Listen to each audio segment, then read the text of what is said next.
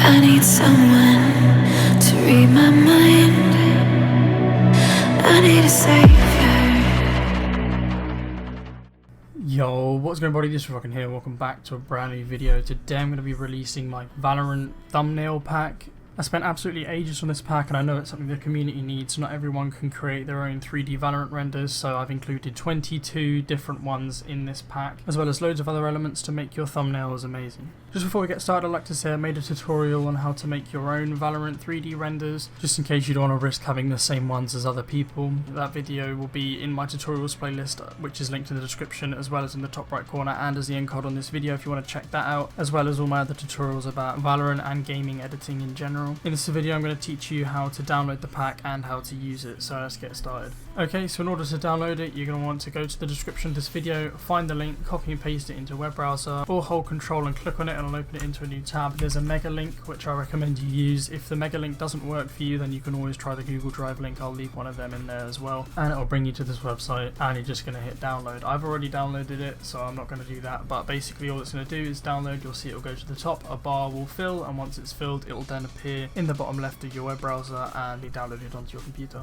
As you can see, mine's in my downloads folder and it's going to come as a zip file. All you need to do is to extract it. You can do this using WinRAR or 7-zip. They're both free. I'll leave links for them in the description. I use WinRAR, so I'm just going to double click it. It's going to open up like this and I'm just going to drag it out. You can drag this folder to any location you want. I'm just going to leave mine in my downloads, but I recommend you put it somewhere where you'll know where it is, as you're going to probably want to use it quite a lot. And then when you open it up, you're going to have the thumbnail pack, PSD, the README and the assets. This pack will work better with Photoshop. That's the file type I've used to contain all of the elements for this pack. However, I have included an assets folder which has a few backgrounds and all my renders in it, so you can use the renders in other editing programs, and I do know quite a few do open PSD files as well, so that shouldn't be too much of a problem. Inside the README you'll see what's in the pack and some written instructions in case you get stuck. And now in order to use the pack, all you're going to want to do is double click on it to open it, and once it's opened up in Photoshop it's going to look like this. Now this is the welcome splash screen, basically just saying thanks for downloading and promoting my socials. You should go follow me on my Twitter, my Instagram, and subscribe to my YouTube channel if you haven't already. And then to actually use the pack, what you're going to want to do is come over to where it says hide me and hide that layer, and you can see that's all gone and you've just got this base layer, which is what we're going to be building all of our elements on top of. So to start off with, all you're going to want to do is come down to the bottom where the backgrounds are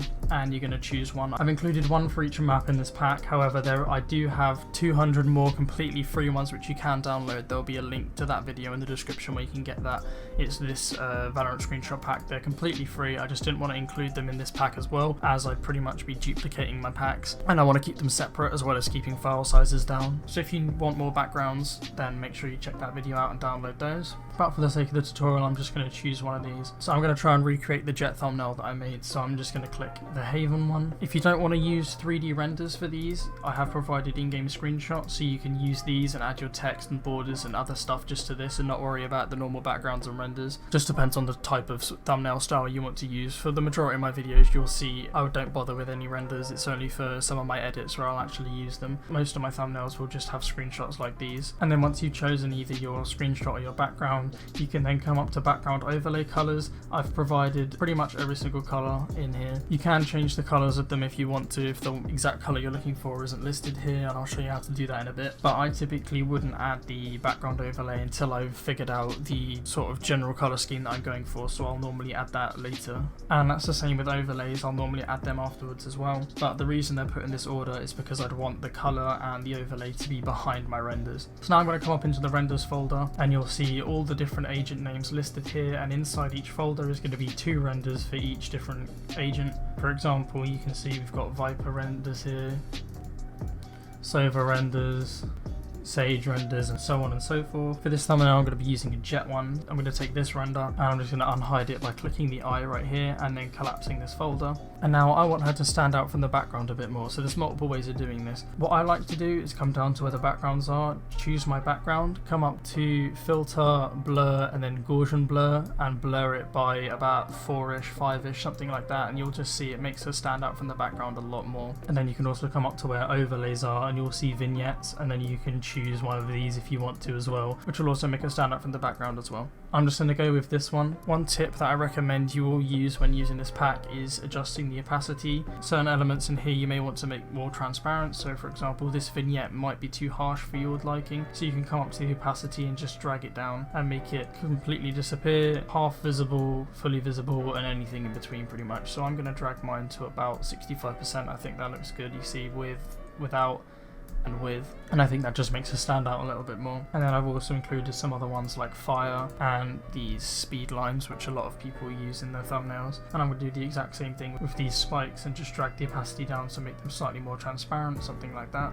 And then come up to above renders, you'll see lights, and you can cycle through these and just choose ones that you think look the best. For me, I'm just going to be using the top bar because I have these 3 sides darkened and I'll have the top side lightened, as that's where the light would be coming from in the sky. I'm going to leave that like that. Logos you can add. I've added the Valorant logo and text in here in the red Valorant colors as well as black and white, so they should suit your thumbnails. However, you can change the color of them, and I'm going to show you how to do that quickly now. And this applies to any element in Photoshop. You can do this to any layer that you add. I'm just going to double click on the layer over here like this, see where it says color overlay, and then you can choose any color and it's going to be put onto your logo. Certain elements, like for example in the overlays, if I wanted to add a color to the fire or something, you'll see if I add a color overlay to that, it pretty much completely ruins the effect of the fire like this. So a way to fix that is to come to where it says blend mode and change this to color, and you'll see that'll change the color that way, and then you can cycle through the different colors and apply the ones that you want to it. So for example, if I wanted it to be bright green, if I was using Viper for example, I could do that. However, I want to use the speed spikes, and you can use the color overlays for literally any image in here if you want to change the color of it.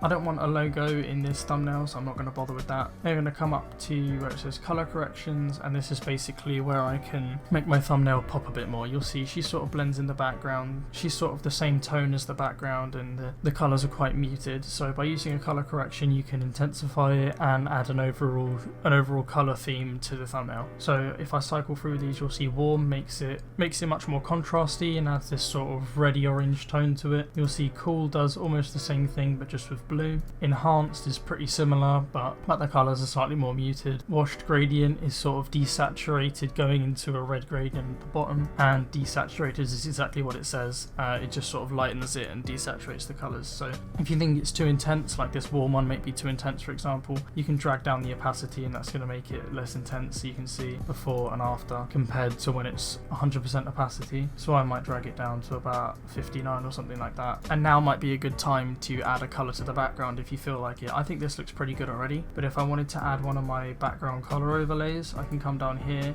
and I can cycle through these and you'll see it will just change the color of the background. So I want to find something that's going to make her stand out. I quite like how the yellow looks. The light blue looks quite good as well, which is what I think I used in the sample that I showed you. Dark blue's alright, purple's pretty good as well, pink looks pretty good too. Pretty much just, you know, go through these. Of course they'll look different depending on the color correction you use. So for example, if I swap to cool and I start adding these, the colours are going to vary slightly, so you know I wouldn't recommend using blues with the cool one, it's just too blue. Green doesn't look too good in my opinion, but you know, you can just cycle through these and find one that suits your taste. I'm going to stick with warm and apply light blue. I think that looks alright, and I'm just going to leave that like that and collapse that as well, and then move up to the next folder, which is the borders, and I can cycle through these and you can see there's the different borders. So we've got these this semi-transparent one with 2 corners brushed out, transparent one with all 4 corners, an overlay one which will sort of change how the colours below it look, the rainbow one if your thumbnail suits that sort of aesthetic, and then the classic reds, blacks and whites,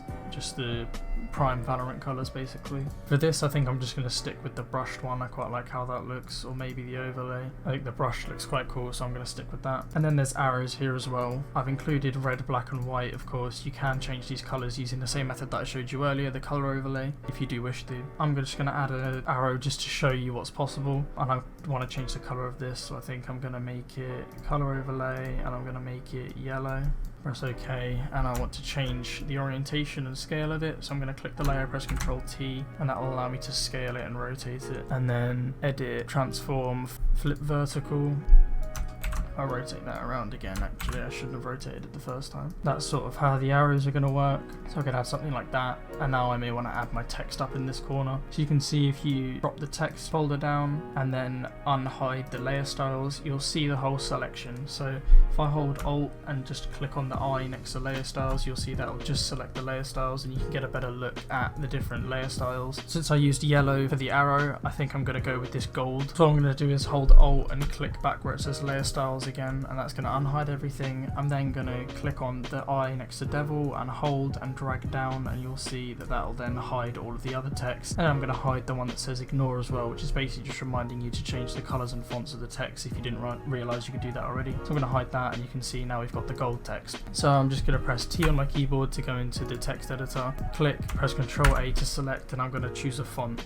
A font that I like to use is called Montserrat Extra Bold. You'll see that in a lot of my thumbnails, so it's completely free. You can go download that. So I use that, and you can see that's what it looks like. And then you can basically add your text in. Of course, you don't have to use this font or even this layer style if you don't want to. It's completely up to you. Use your creative freedom. I'm just going to type in tutorial or something and hit OK, and you can see now the word tutorial's in there, and I can now scale and position this however I want. So I may want to put it above the arrow, for example, just like that. That looks alright. I'm going to hit the tick to apply it. And then something that I do recommend for text especially is a drop shadow. In order to add that, you can just double click on it. Some of them will have drop shadows already, like this one does, but it's not particularly strong. In my thumbnails you'll see lots of, I really like my drop shadows, so you'll see a lot of intense drop shadows in my thumbnails. But in order to make this one slightly more intense, you can just drag up the opacity, change the distance, which is basically going to say how far away the shadow is from the text, so I'd normally keep it relatively close. And the size is basically going to be how big the shadow is going to be, and the spread is going to be how intense it's going to be at the size that you specify down here. So if I drag up the size and then drag up the spread, you can see just like that, and I think that's a pretty decent drop shadow. I might want to change where it's coming from. You know, I think that looks alright, and I'm going to hit OK. I can do the exact same for the arrow as well. Add the drop shadow, just like this, make it black, and high opacity, and there you go. You've got a drop shadow for the arrow as well. You may want to add one for the render. It's not necessary for all of them, but in this case I might do. So if I come down to jet, double click on that, add a drop shadow on there as well. I'm not going to go that intense. I'm going to drop the opacity right down to something sort of like 25-ish, bring the spread down and the size down,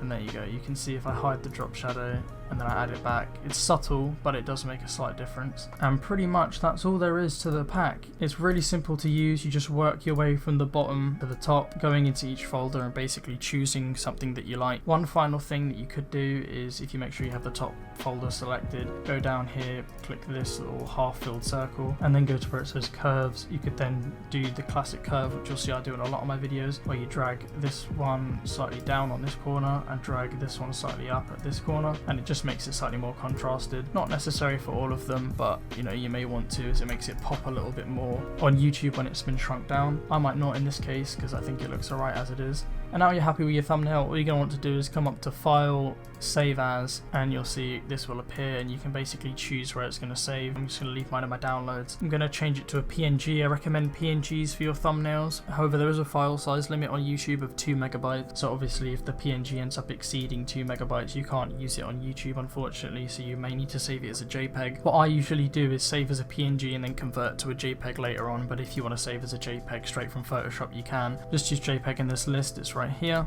I'm just going to save mine as a PNG anyway, and I'm going to call it tutorial thumbnail, and I'm going to hit save. I'm going to choose large file size, hit OK, and you can see here, is my PNG. It is 20 megabytes big, which is pretty massive. However, you can see once I've converted it to a JPEG, you can see it's only 435 kilobytes, and there's literally barely any quality lost. If I open these up side by side, you'd be hard pressed to tell a difference. Maybe the JPEG is slightly less saturated. You can compensate for that by adding the curves, which I talked about earlier. To me, I really don't notice barely any difference, and when it's shrunk down on YouTube, you're not going to either. But yeah, if you can get away with using a PNG, do. Otherwise, convert to a JPEG like I do. And at 435 kilobytes, that'll upload straight to YouTube, no problem. But yeah, that's pretty much it. Just let me know what you make with this pack, as well as check out my other tutorials, whether that's my making Valorant 3D renders or whether that's my video editing tutorials. I've got a lot of them on my channel, as well as my edits if you want to check any of them out for any inspiration. Follow me on Twitter and Instagram, as well as subscribe to my YouTube channel and drop a like on this video if you found it useful. And other than that, I'll catch you guys in the next video.